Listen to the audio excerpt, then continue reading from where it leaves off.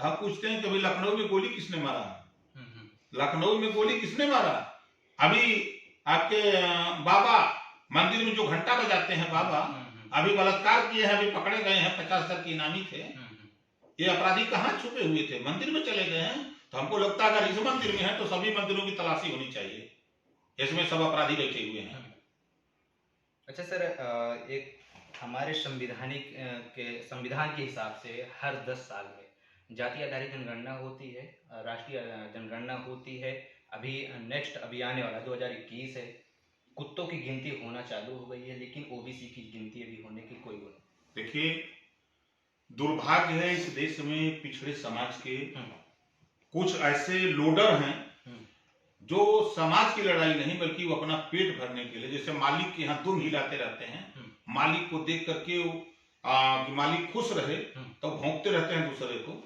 उसी तरह 1931 में जातिवार जनगणना हुई थी जब देश आजाद नहीं हुआ था। तब 1931 की जातिवार जनगणना के आधार पे 1932 में बाबा साहब डॉक्टर अम्बेडकर ने अनुसूचित जाति जनजाति को आरक्षण दिलाया। 1932 में, अब आज 2020 है, उनकी जनसंख्या बढ़ी लेकिन आरक्षण अभी 1932 से है। ठीक है, आप चलिए, बाबा साहब डॉक्टर अम्बेडकर ने जब नेहरू जी के सामने प्रस्ताव रखा कि भाई ओबीसी इनको भी सामाजिक और शैक्षणिक रूप से ऊपर उठाने के लिए संविधान में 340 आर्टिकल कानून है तो इसको किया जाए, तो गांधी जी नेहरू जी ने कहा कि नहीं नहीं, इसमें सामान्य वर्ग के लोग नाराज होंगे। तो बाबा साहब डॉक्टर अम्बेडकर ने इस्तीफा दिया था वहीं। तब नेहरू ने कहा कि नहीं नहीं, ये पिछड़ों के यहाँ ये संदेश न जाए कि हम दुश्मन है पिछड़ों के।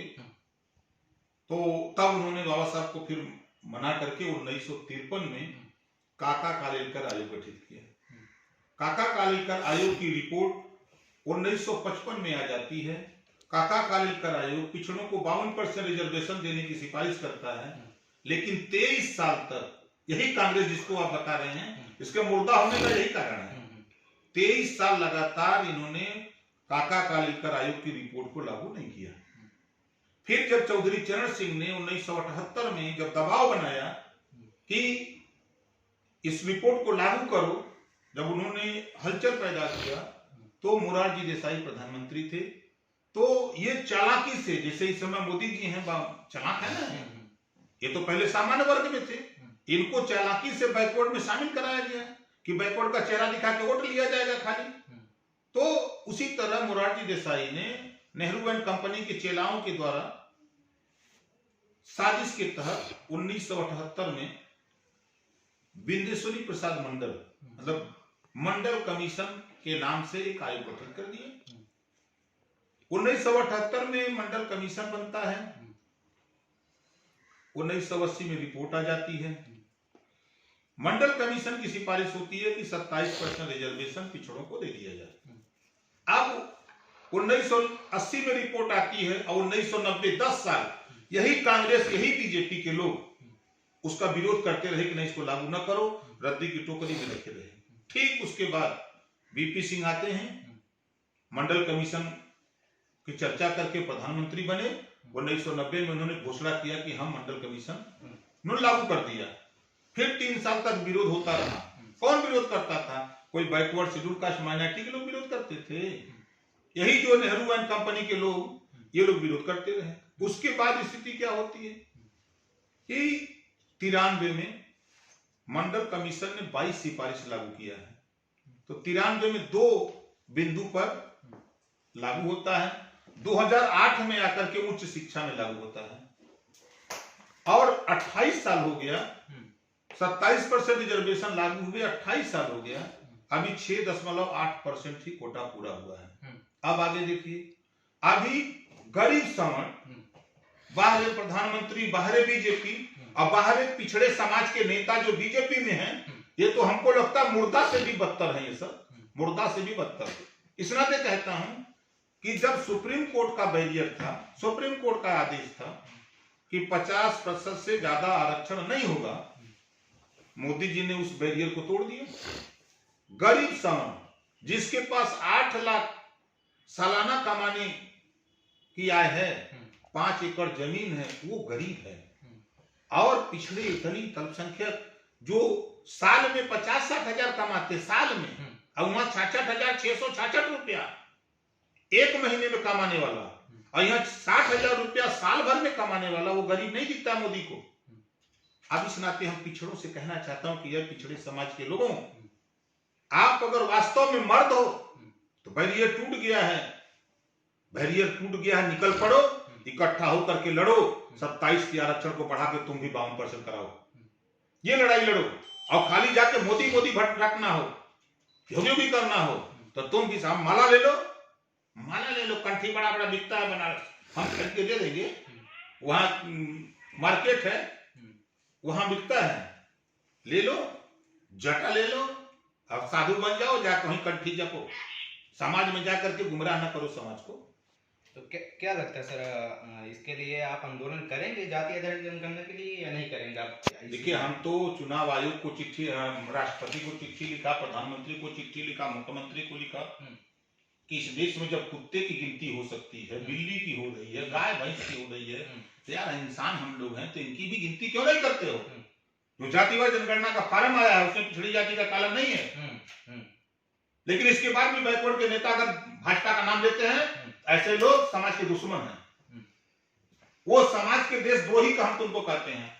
तो वो तो लेटर लिखने से वो आपकी गिनती कराने वाले हैं, तो उसके आगे क्या आपकी रणनीति है? देखिए, हमारा काम है लोकतंत्र में बाबा साहब डॉक्टर अम्बेडकर ने जो सिस्टम दिया, उस सिस्टम के तहत हम लड़ाई लड़ते रहते हैं, हम लोग आंदोलन करते रहते हैं। आगे जैसे हमारा 162 जगह मीटिंग हो रही है, हमारा इशू है कि जब चुनाव, जैसे पंचायत चुनाव आ गया, तो पंचायत में जो वोटर लिस्ट है, लोकसभा विधानसभा में सबकी उम्र 18 है, एक वोटर लिस्ट को नहीं बना देते हो? 2 तरह की वोटर लिस्ट क्यों बना के रखते हो? एक वोटर लिस्ट बनाओ। पिछड़ी जाति को जब SC ST को 21% रिजर्वेशन लोकसभा विधानसभा में दिए हो, तब पिछड़ी जाति को भी लोकसभा विधानसभा 52% रिजर्वेशन दो। हमारी पार्टी का साफ साफ है कि अगर अमीरों का कर्जा माफ हो सकता, घरेलू बिजली का बिल माफ करो, हम करेंगे, वो नहीं करेंगे, हम करेंगे।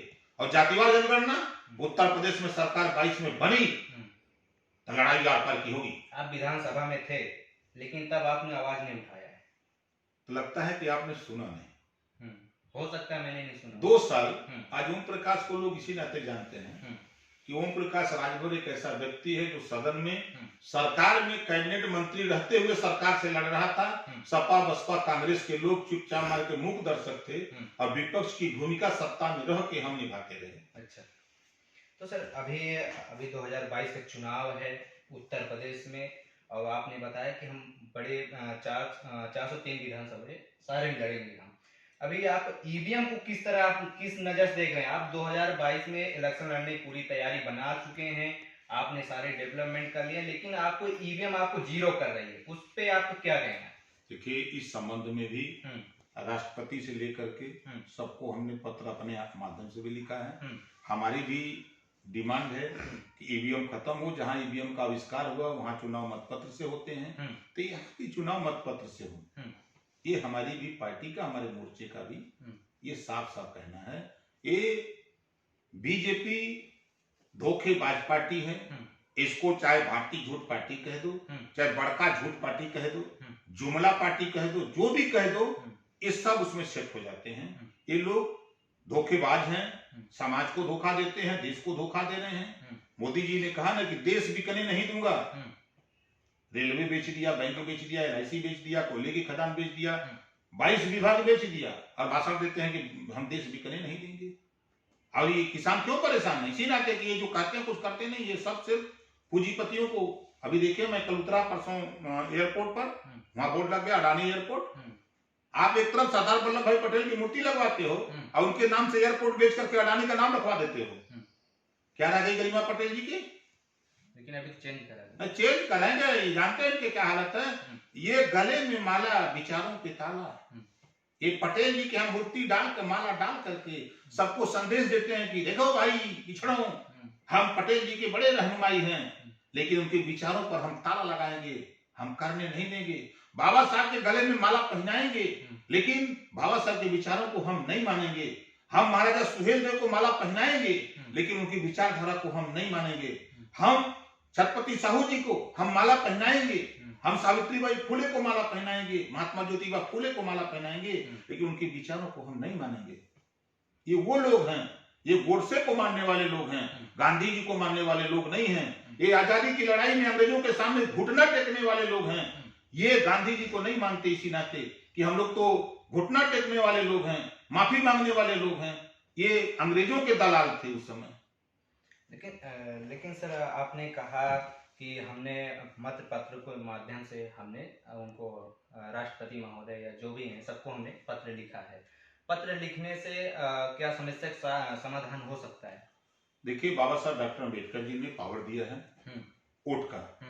जिस दिन हम इस गुलामों को गुलामी का एहसास करा रहा हूँ, गांव गांव, नगर नगर, शहर शहर, कि जिस दिन तुम चाहो, इसी वोट से, तेरे वोट से आज मोदी देश बेच रहा है, इसी वोट से तेरे मोदी आज तुझे धोखा दे रहा है, इसी वोट को तुम अपने सुरक्षित कर लो, सारी समस्या का निदान तुम खुद कर सकते हो। तो कैसे सुरक्षित होगा सर? सुरक्षित होगा, देखिए आपने देखा होगा कि बड़ी बड़ी माफिया, हम सिनेमा देखे हैं कभी कभी, बड़ी बड़ी माफिया बड़ा हड़काते हैं, बड़ा मारते हैं, जब जनता जाग जाती है, उठा लेती है लाठी, तो इनके तोप गोले बंदूक सब फेल हो जाते हैं। अबे सर, ईवीएम पे बहुत सारे, जैसे चाहे मायावती जी हो, चाहे अखिलेश यादव जी हो, या फिर और कोई भी हो, बहुजन समाज में जितने भी नेताएं हैं, सिर्फ इलेक्शन के वक्त ही ईवीएम पे आवाज उठाते हैं। एक शब्द या दो शब्द से ज्यादा कोई बोलता नहीं है। और आप समय समय पर मैं सुनता रहता हूँ, आपको देखता भी रहता हूँ, कभी आपने उठाया है ईवीएम के मुद्दे, बहुत सारे मुद्दे आपने उठाया है, लेकिन मायावती अखिलेश जी एकदम चुड़ी चुप है। इस पर आपकी उनका विषय है, वो हमारा विषय नहीं है। अब उन लोगों से पूछिएगा तो लोग बताएंगे। अच्छा, ओम प्रकाश राजभर तो जो पूछना है पूछिए, हम सरासर बताएं। अच्छा, तो सर नेक्स्ट ये मेरा कहना है कि आप सामाजिक लड़ाई लड़ते रहें बराबर, और आप सामाजिक मंच और भागीदारी मंच चलाते हैं आप, तो इसी वक्त इसी लाइन पे जैसे आपने चलाया, इसी लाइन पे वान मेश्राम जो सामाजिक लड़ाई लड़ रहे हैं, उनको कहाँ पर देख रहे हैं आप? बहुत सही लड़ रहे हैं। फर्क इतना है कि हम सब लोग समान विचारधारा वाले लोग अलग अलग लड़ रहे हैं, और हम कह रहे हैं कि सब लोग एकजुट होकर लड़ा जाए। एक लाठी किसी को दे दीजिए तोड़ देगा, और 10 लाठी एक में बांध के किसी को दीजिए, हिम्मत नहीं तोड़ दे। लेकिन अलग अलग लड़ने से फायदा नहीं है, सबको मिलकर लड़ना चाहिए। उन्होंने तो एक मंच भी बनाया, बहुजन क्रांति मंच, जो सारे लोगों को इकट्ठा करने का मंच बनाया, तो उस पर आप क्यों नहीं जा रहे? भैया मेरे, हम तो आपके मुख से अभी सुने हैं कि उन्होंने मंच बनाया है। उत्तर प्रदेश में करीब 400 से ज्यादा पार्टियां बनी हैं, 400 से ज्यादा, और हमको अंदाजा 350 से ज्यादा, 350 ऐसी पार्टियां हैं जिनके राष्ट्रीय अध्यक्षों के साथ उनका टैची भी पकड़ने वाला कोई नहीं है। तो ऐसे लोग आके साथ में क्या करेंगे? वो खाली चुनाव के दौरान वो अपना हलचल करते हैं, और किसी पार्टी को समर्थन करके कुछ उनको खर्चा मिल जाता है, उनका बस इतना काम है। अच्छा, चलिए, तो ये थे हमारे साथ